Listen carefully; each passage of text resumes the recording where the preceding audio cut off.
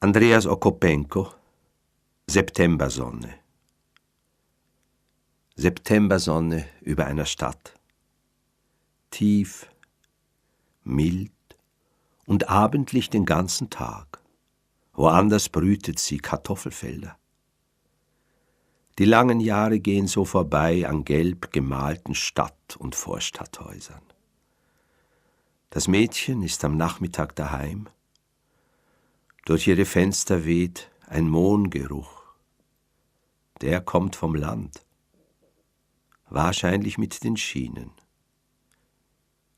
Spät nachmittags verweilt sie vor der Tür. Sie mag die Wärme auch in diesen Jahren. Septembersonne über einer Stadt.